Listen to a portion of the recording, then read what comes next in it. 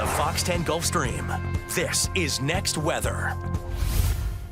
Yes, this is Next Weather, and we want to do this in a kind of a conversational style, and so we wanted to have a conversation about where Nick has been. How is Myrtle Beach? Yeah, so I have been in Myrtle Beach for a little while, and a couple other places in the Carolinas.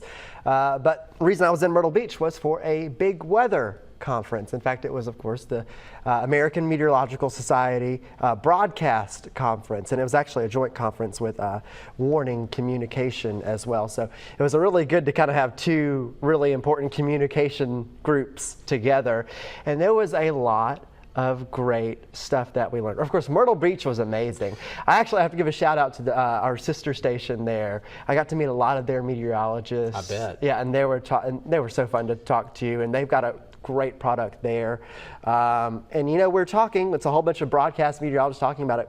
We talk about many things, including the business overall, some of our graphics and stuff. That's what I ended up talking with a lot of those Myrtle Beach guys about. We were talking about definitely how we do the graphics. We're and stuff. owned by, a lot of people are like, who owns y'all? Yes. And we're owned by Gray Television, and it's one of the largest TV ownership groups in the country. Is it the largest? I don't know if it's the largest, but it is one of the biggest for It sure. is big, and it's regional. Yes. I mean, the roots of it were Raycom Sports, and it's headquartered in the South. So, you know, we have this network of other stations that are coastal stations that we can work with when it comes to tropical forecasting. Yes, and actually we were kind of talking about that a little bit because they also deal with rip current stuff there in Myrtle Beach. So that is something that we started talking about, and that's a huge deal. We were talking about our deaths, because we've had some, and we were like, they have had some as well. So I mean, just kind of a coastal thing. But yeah, I got to connect with different meteorologists, talks about things like that. I met one great meteorologist from Alaska, believe it or not, because we have stations everywhere. And then of course, other meteorologists that were there. I got to reconnect with some old friends,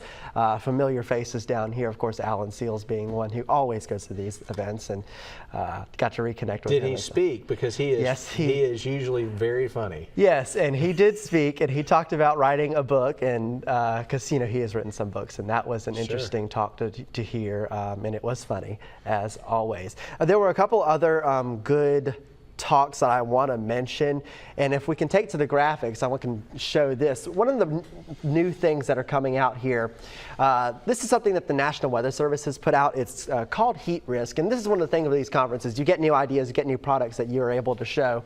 And Heat Risk, this is an interesting thing because it factors in different factors about heat. How unusual is the heat for the time of year? The duration of the heat, daytime, nighttime, and if it poses a health risk based on factors from the CDC. So all those points factor into this kind of 1 through 4, actually 5 level scale. That gives us a good reference for, like, is this a crazy heat event or a not crazy heat event? And for us, as you can see, we're in the bottom categories there. And yes, it's hot, but it's not significant to us at this time. It's kind of typical. Yeah, I mean, the air was summertime dry stuff. this morning and this afternoon. Dew points in the mid-60s. This is a gift in mid-June, but that's not the case in the Northeast and the upper Midwest. We were talking about this during the conference because we knew it was coming up. It's this massive ridge of high pressure. So this is where this product by the National Weather Service does really well, because you can see that that's out of abnormal for them. That's unusual heat. It's excessive heat. They're having nighttime lows that are pushing the 80s. It's not usual for them to have that. So therefore, you kind of get that communication out of it. It is a really cool thing. Yeah, another thing, if you think, you know, hey,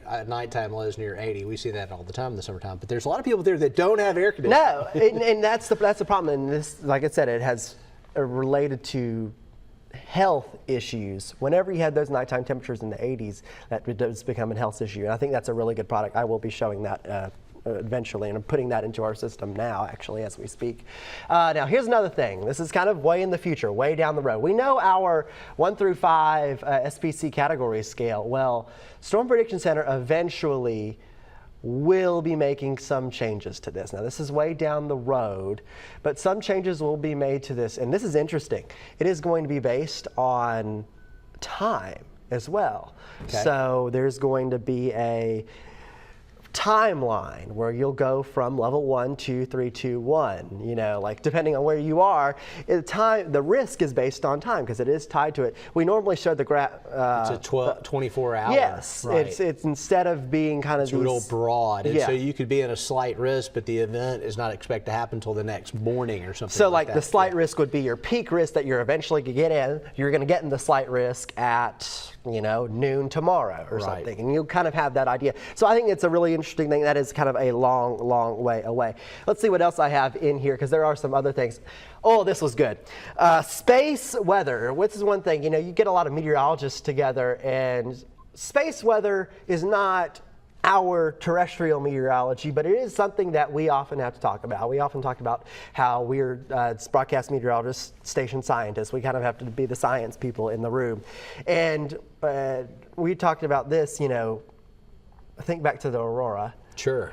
We were who could forget that? we were all kind of like. I was stunned. Yes. I mean, looking at it, it looked like northern Alabama might see a little something, and here we were getting pictures from Ono Island. Yes. And the beaches of the aurora. So that was a remarkable event. So, and that is the reason why they brought the people in to talk to us about space weather, because it does not need to be a surprise. And these are some images of the sun currently, and I forget the organization, the Solar Dynamics Observations. I'll have the link for that website. You can actually see some of these photos. That is the sun right now. At the top of the sun there, that kind of dark spot, that is a coronal hole. We were kind of learned a little bit about all this stuff. It's cool stuff. I mean, these images are crazy. Here are the sunspots right now, and one of the propositions was by Space Weather Center was like, hey, y'all can talk about this on air. If you learn a little bit about it, you can actually talk about it. It's interesting things, and it becomes relevant whenever there are solar storms around. So here's your current sunspots, and actually look in the bottom corner of the sun. There are some sunspots there, and that leads to solar flare activity. So sunspots will create solar flares. So that's just kind of interesting to see really cool images there. And I think I have the links in here. So one of the links here, that is where you can get some of those, that top link is where you can get some of those sun images. They're just cool to look at. They're crazy to look at. We're not saying there's going to be another. No, we're fine right now. We are fine right now.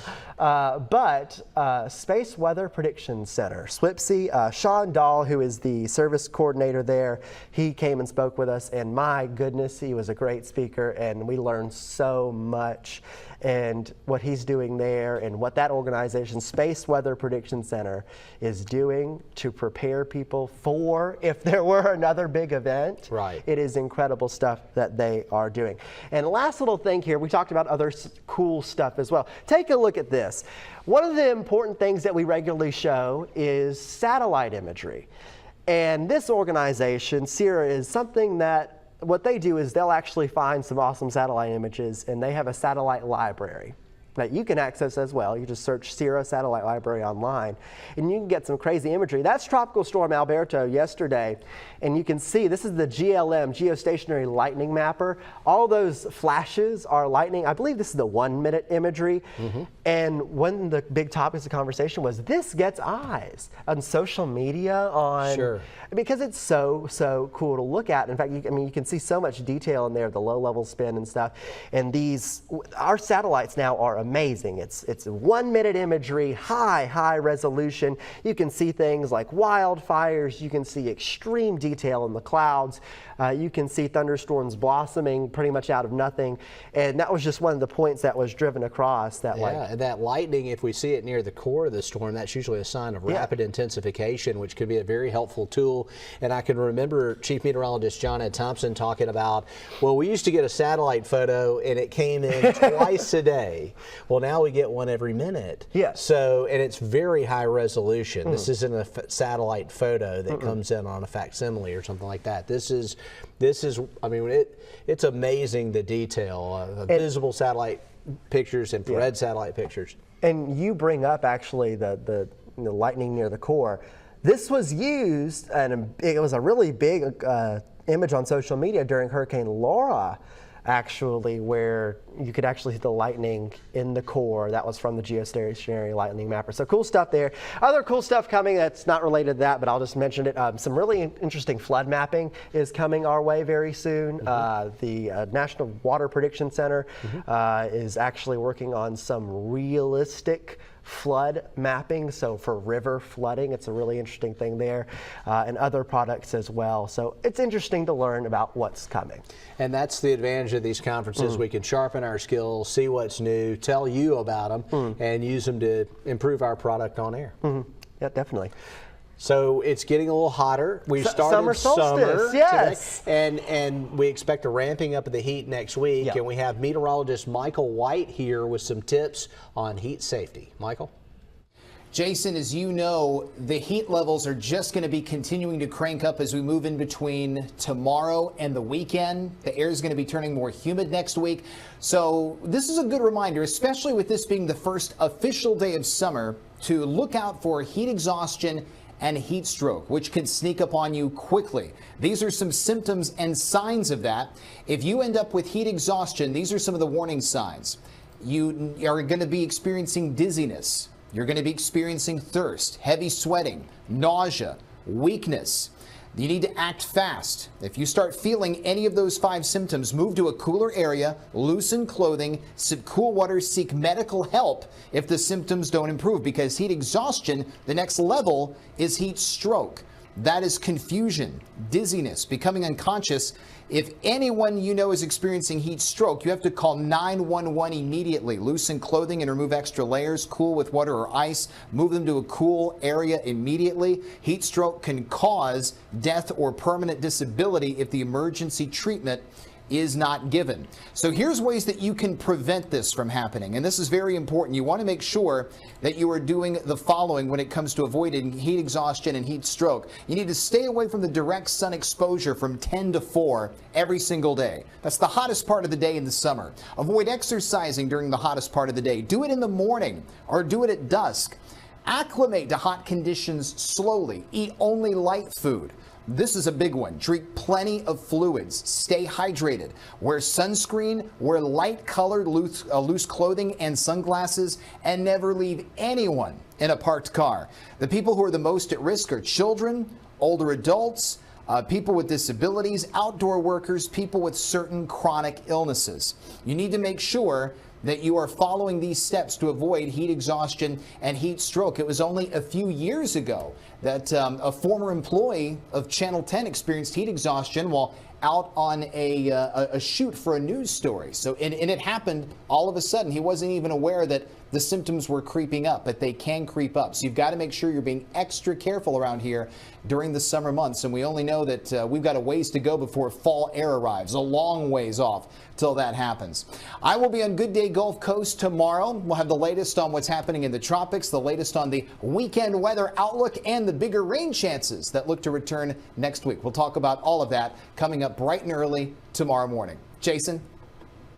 All right, here's your 7-day forecast, and we'll go ahead and cut to the chase and give you some of that information now. Friday, sunshine, 93. Saturday, Sunday, a few spotty showers around, and then scattered rain by Monday. Rain becomes likely on Tuesday and Wednesday, as well as Thursday. So expect to see increasing rain odds next week. We'll also keep an eye on the tropics, and I'll have updates on Fox 10 News tonight at 9 and 10.